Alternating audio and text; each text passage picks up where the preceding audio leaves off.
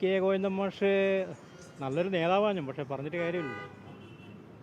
അവസാന നിമിഷം ഇങ്ങനെ ചെയ്യാൻ പാടില്ലല്ലോ. ിൽ ശ്യാമള ടീച്ചറിനായിരിക്കും. കേക്ക് പരമാവധി വോട്ട് കുറയാനാ ചാൻസ്. കണ്ടറിയാം നമുക്ക്. അതിൻ്റെ ഉത്തരം 9-ാം തീയതി ഉണ്ടാവും. ഇപ്പം നമ്മൾ തുടർച്ചയായി നമ്മൾ ജയിച്ചു വരുന്ന മണ്ഡലമല്ലേ. അപ്പോൾ നമ്മൾ ഏത് സ്ഥാനാർത്ഥി വന്നാലും നമ്മളെ സ്ഥാനത്ത് തോൽപ്പിക്കാൻ കഴിയില്ല. നല്ല ഭൂരിപക്ഷത്തോടെ നിൽക്കും. അയാൾ പിന്നെ അധികാരം മോഹം കൊണ്ടൊക്കെ മാറിപ്പോയതല്ലേ. പിന്നെ അയാളിപ്പോൾ എല്ലാവരും വോട്ട് ചെയ്യില്ല. കോൺഗ്രസ്സുകാരുടെ വോട്ട് ചെയ്യില്ല. ഇപ്പോൾ അയാൾക്ക് കഴിയില്ല. അതൊന്നും പറയാൻ പറ്റില്ല. ഡേറ്റ് മത്സരം അവിടെ സാധ്യത UDF ജയിക്കാനാണ് സാധ്യത ഇപ്രാവശ്യം. അതിനുണ്ട് കാര്യങ്ങൾ അങ്ങനെ പോക്ക്.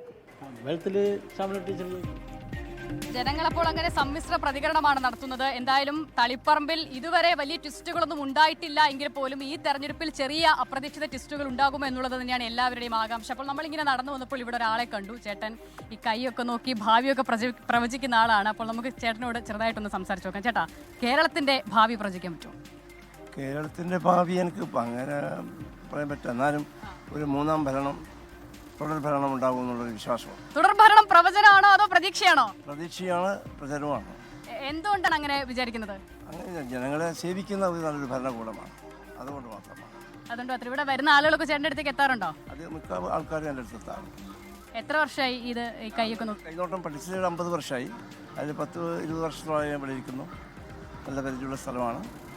ആളുകളെയൊക്കെ കണ്ട മുഖം നോക്കി ശാസ്ത്രം പറയാൻ പറ്റുമോ? ശാസ്ത്രം പറയാൻ എന്നെ കണ്ടിട്ട് എന്ത് തോന്നുന്നു? ഐശ്വര്യവതിയാണ്, നല്ല മനസ്സിൻ്റെ ഉടമയാണ്, നല്ല സ്പീച്ചിങ് ആണ്. ആണല്ലേ? സന്തോഷം.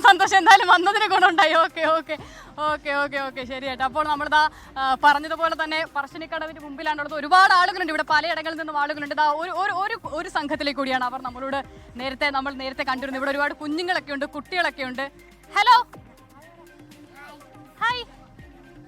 ഇലക്ഷൻ എന്ന് പറഞ്ഞാൽ എന്താണെന്നറിയാവോ? ഇല്ലേ? അമ്മയുടെ കൂടെ പോയിട്ടുണ്ടോ? കയ്യിലൊക്കെ മഷി വരട്ടി തന്നിട്ടുണ്ടോ? ഇല്ല. ഇത്തവണ അമ്മ വോട്ട് ചെയ്യാൻ പോകുമ്പോൾ അമ്മയുടെ കൂടെ പോകണം. എന്നിട്ട് അവിടെ ഇരിക്കുന്ന ആളുകളോട് പറയണം, ഈ കുഞ്ഞു കയ്യിലൊരു മഷി വരച്ചു തരാം. കേട്ടോ? പറയോ? അപ്പൊ മോൾ എവിടാ വരുന്നേ? എവിടുന്നാ വരുന്നേ? എന്താ പേരെന്താ? അപ്പൊ ഒരു കുഞ്ഞാള് നമ്മുടെ മൈക്കിനൊക്കെ പിടിക്കുന്നുണ്ട്. പക്ഷെ മൈക്ക് കൈ കൊടുക്കാനുള്ള പ്രായമായിട്ടില്ല.